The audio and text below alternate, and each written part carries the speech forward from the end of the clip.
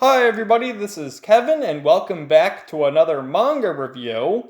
And today I'm going to be sharing my thoughts on Eden Zero Volume 19 by Hiro Mashima, which gets us closer to the end of the Narrow 66 arc. It's more or less over because all the battles wrap up, but I think there's 3 or 4 more chapters which continue in Volume 20 where the arc officially ends, and then we get the obligatory time skip that's in every shonen manga and anime series.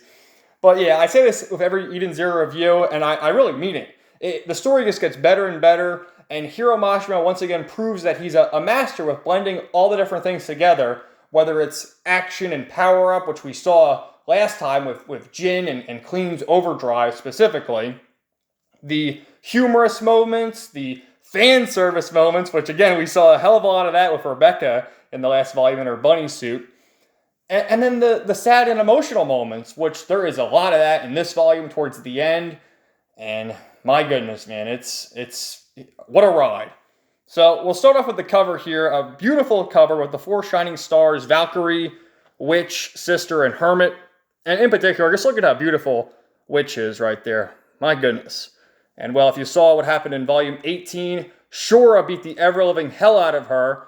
And we don't know if she's alive or dead. Well, we'll find out in this volume. But she looked like she was on the brink of death because she was just being torn apart by the dude. She was captured and tortured, and not looking good. So let's get to this. As far as what else is going on, we have Ziggy getting ready for a showdown against Poseidon Nero, and also Jaguar of the Irrational States Interstellar joining the battle. I think there was an epic panel where the 3 of them had a standoff in volume 18.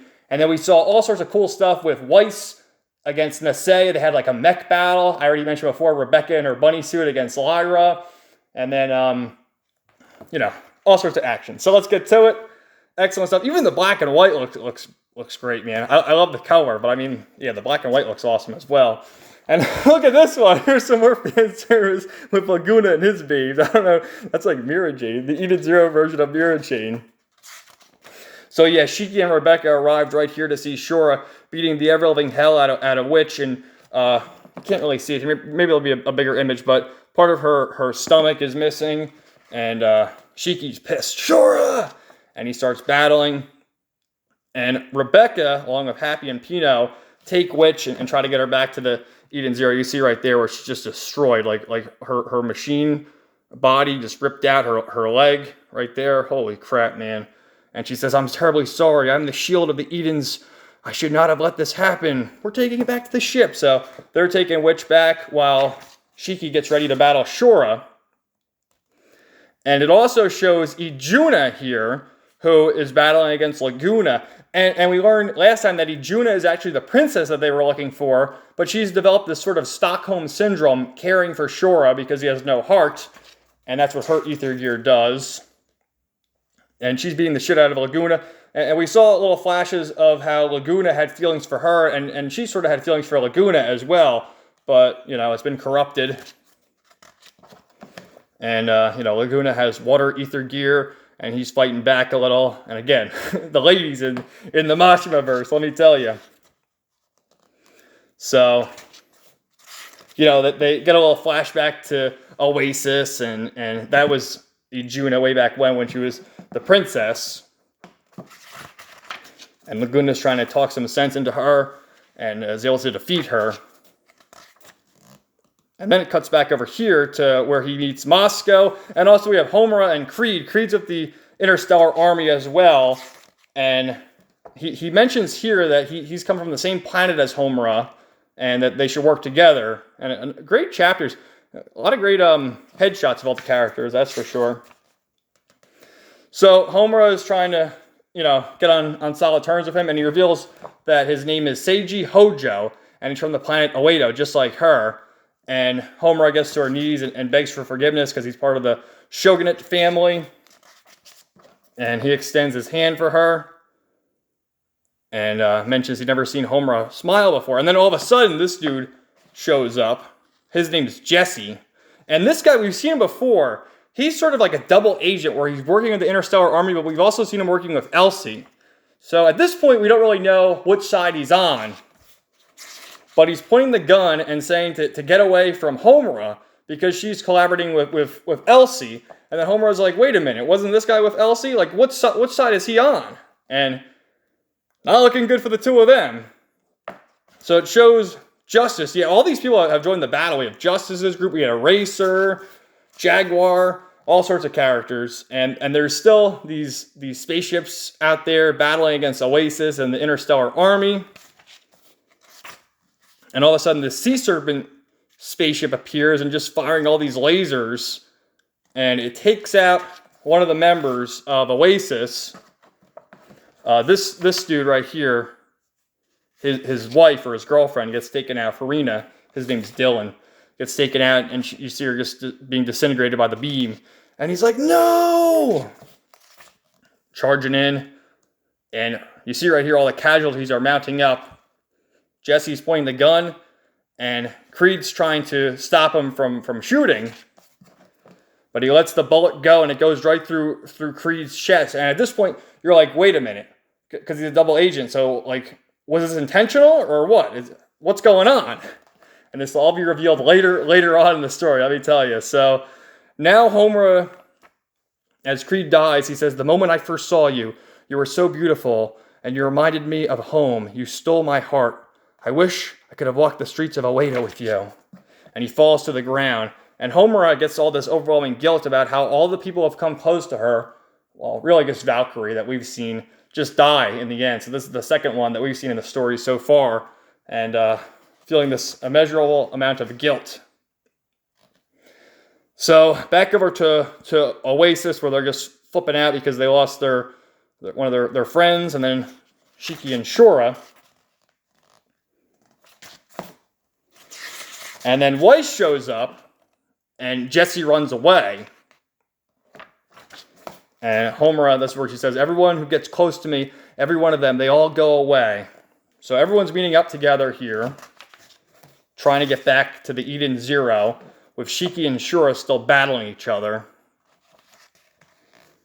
And he mentions he has 20,000 of these bombs in the temple, and he's going to blow it up and take out Ziggy along with his father. And he'll win in the end. It's all planned. It's all been Shura's plan to wipe out everyone, to destroy all the robots, and while he's at it, take out his father so he can become the new ruler. And also because his father's battling Ziggy, take him out. And we saw this last time, where the three of them are all staring each other down. We have Poseidon, Nero, Ziggy, and Jaguar. Just look at this, dude. So, Ziggy summons one of his Dark Stars, Brigandine, and he shows up battling Jaguar, but he takes him out pretty easily. So Ziggy summons some more of them. I think the next one's called Killer. And overwhelming, and they get the sneak attack in on Jaguar, stabbing him from the back, and he's going completely berserk. Gravity, eh? And as he's distracted, Nero sees the opening and uses his ether gear, the dice, to just shoot all these beams through him and take out Jaguar. You see him lying down. Like, holy shit, dude, they hyped this guy up as such a powerful foe. You know, last time he destroyed all the soldiers with ease, and here he is getting easily distracted, and Nero sees the opening and takes him out just like that. So, and then he has this epic line, his cup, and it's made him a nuisance. So now the two of them can fight. And this is another interesting note as well. The one eye glowing, right? So the two of them are ready to battle. Then you will fall into darkness, Emperor Nero. As long as I control the Empire dice, I will never know defeat, Demon King Ziggy. And then a sexy Rebecca in her cat outfit. So the two of them are battling, and it shows all the destruction that's gone on with, this guy's name was Fabiano, and the other soldiers, and now Jaguar lying there. So they're beating the shit out of each other. And it looks like Nero has the upper hand, where he's firing these fucking beams right through Ziggy's chest. But again, the dude's a robot, so he can keep going. It's not like there's any human organism in there, right? Right? So we get the drop here, the reveal about how the dice were a gift from Mother, one of the powerful mystical relics. And that has sort of been the quest for Shiki, to find all these relics so they can meet Mother and have their wish granted. Which early on it seemed like the wish was to have Pino become a human. And then what did Shiki say? He wanted to meet lots of friends. So just the two of them beating the shit out of each other. This is just crazy. I love how like badass Ziggy looks too, where he's just standing there, he's got his cape on, and he's just pointing, using his gravity powers. Completely over, despite taking all those attacks by the Emperor dice, he's getting some hits on him. So this is where Shura says to Shiki that it's all part of my plan. We'll kill those two old geezers and I'll take control of the Empire. And then I'll destroy all the robots. And of course, Shiki knows many robots, many androids who have become his friends. And he says, what is wrong with you? How can you treat life so lightly? It is light, aside from mine anyway. No, it's not. Every life carries weight. And Shura is overwhelming Shiki here. And then Shiki gets completely enraged after he taunts him about how he's going to activate All Link to destroy all the bots. And he uses his overdrive ability. And then Shura, is that overdrive? Well, we're going to play that game, huh? And he uses his overdrive ability, sort of turning into his father, Emperor Nero, where he has like these tentacles for hair. So with that, he completely overwhelms him. And you see this shot right here. Ah! And he's been blinded in one eye. So, not looking good. This scene was kind of reminiscent to the Draken Joe arc, when, you know, Draken Joe shot Shiki and killed him. And then they'd use their time travel shenanigans. But Shiki, through the power of friendship and sheer determination, he musters up enough strength to get in some hits as well.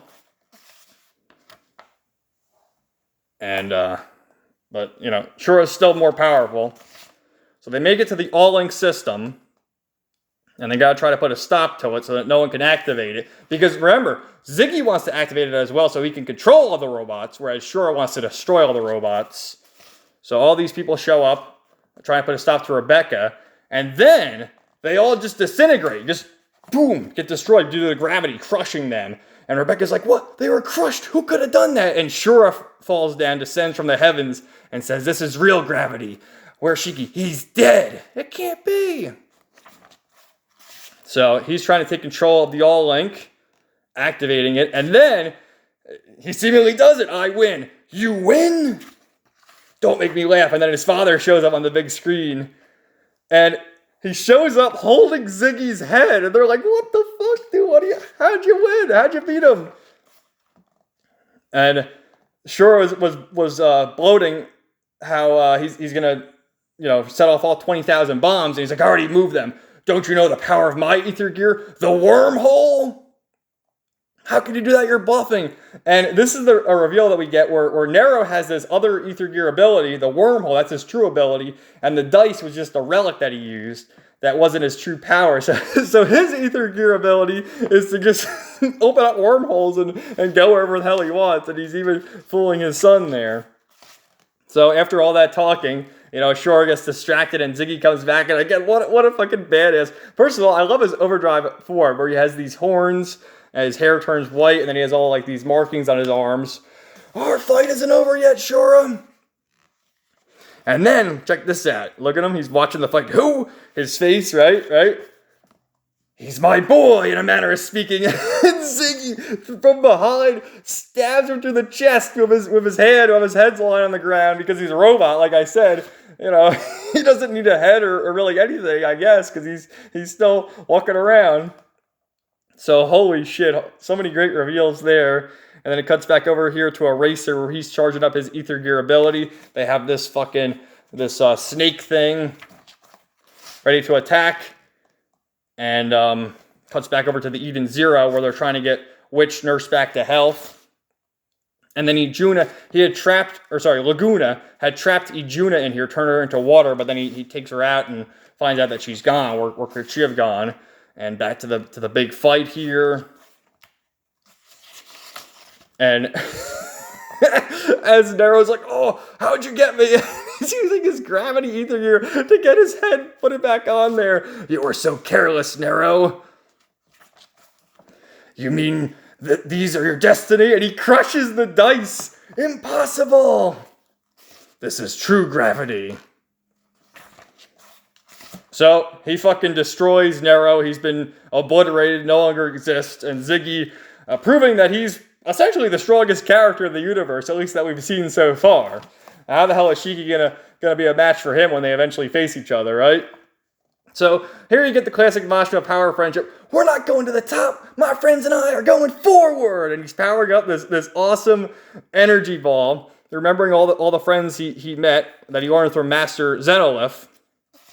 It is the feeling you have for your friends. It is the courage to move forward. It is the resolve to fight. Look at this, dude. And we call back to all the casualties we've seen so far. Right? Super Ultimate Magic Attack! Black Sky! Boom! And Shura has been defeated. But as Shura lies down there, we see Ziggy. Well done, Shiki. Grandpa, now allow me to test Nero's power. So now, Ziggy has harnessed Nero's ether gear, so he can use wormholes as well.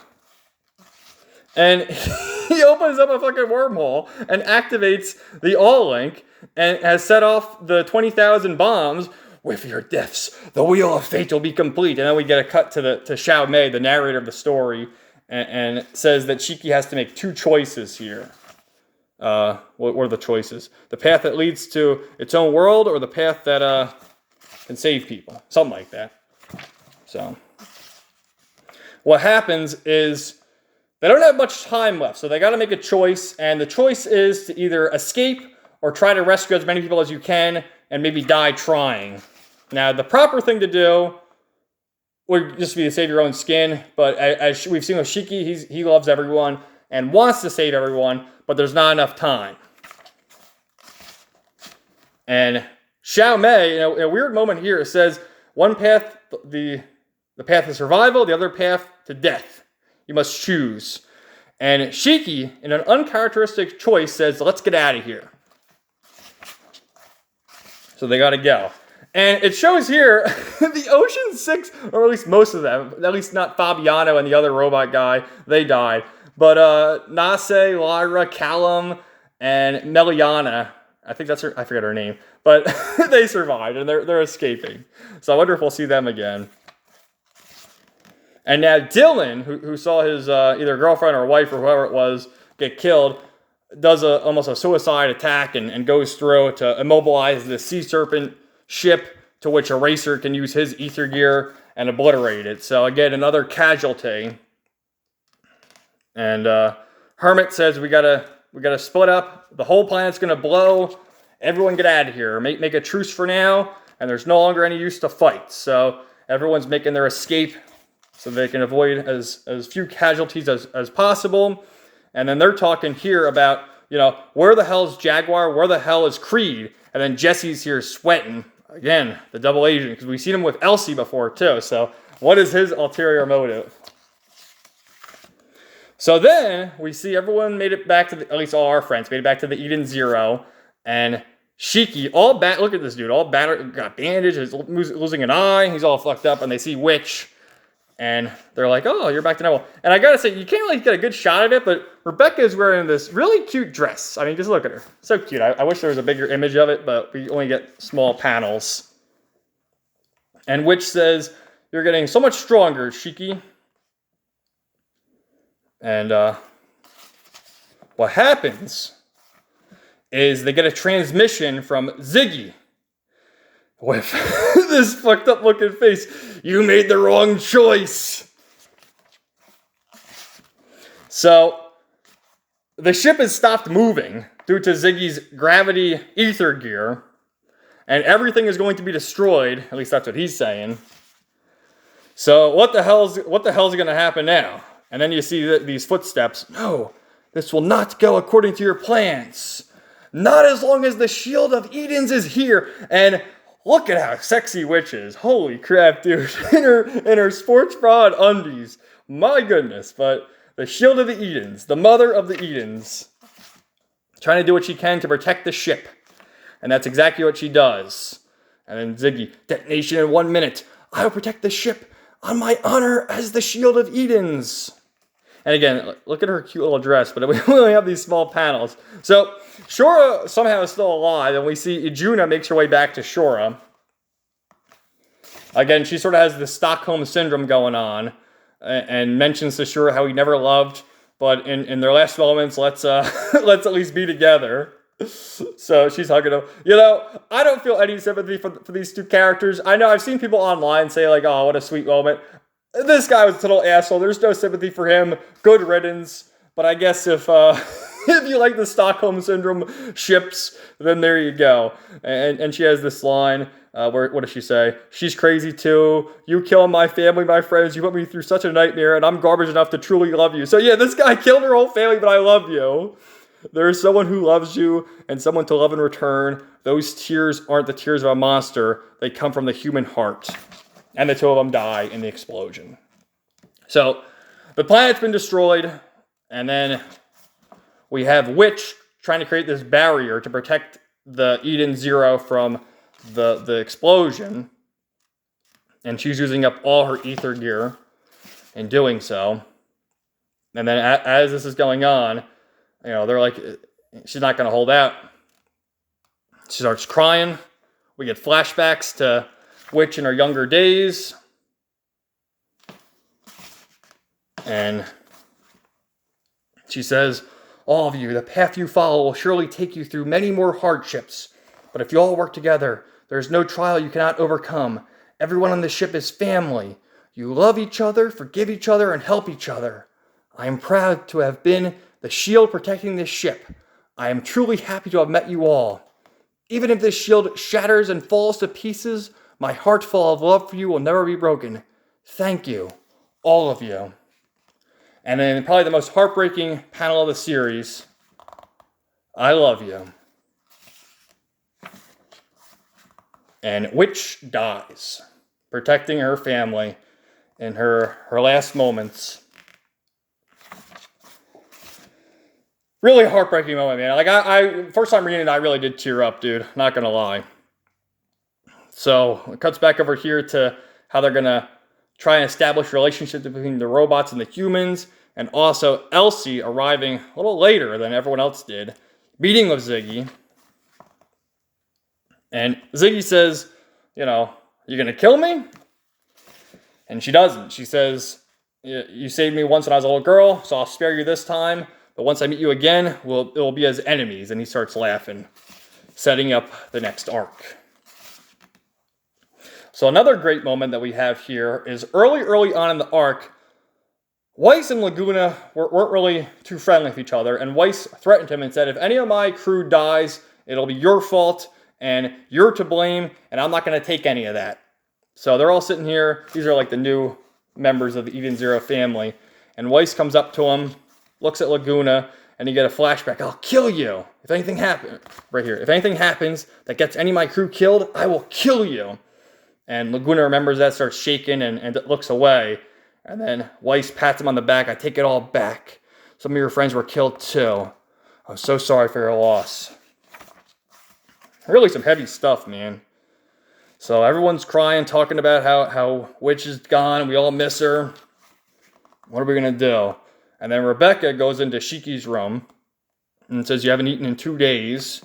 You got to get your health back. And you see, Shiki's still, not only is he heartbroken by the loss of Witch, but just from his battle, he's still in his bandages, missing his eye, all fucked up. And the two of them are sitting next to each other. They're remembering what happened. And Shiki says he can't stop thinking about her. And Rebecca says, well, I can't either. I mean, I'm not all right. And she takes off her sweatshirt and says, I've been trying to use my cat leaper powers for 2 days now to try and go back in time to get us back there. But it won't work. I miss her too. And she hugs Shiki. And God, all the emotions our characters have been through, man. So they hug each other, say, we're sorry, and we got to keep pressing on. So a beautiful volume. Like I said, I've read ahead at this point. So early on when I was reading this series, I was reading the volumes, and then it was like, yeah, I'll just review the volumes blindly. But as I got closer to catching up, I said, I got to keep reading. I'm not reading weekly, but I do read like 10 chapters in a block once there's enough material. So there's like 3 or 4 chapters left in this arc where they wrap things up, and then there's a 3-year time skip with volume 20. But yeah, I mean, one bit of criticism, I suppose, is the whole thing of Creed. I mean, he just kind of shows up, and it's something for Homura to basically, oh, everyone who comes near me is dying, and it's all my fault. But the other moments, especially the whole thing of Ziggy, Nero, and Jaguar was awesome. The fight between Shiki and Shura was really cool. And then just the moment with Witch. I mean, Witch has been with the crew since the start of the series, and the fact that she's gone, terrible, man, just heartbreaking. And I mentioned like the whole fan servicey thing because she really is a beautiful lady. Let me tell you.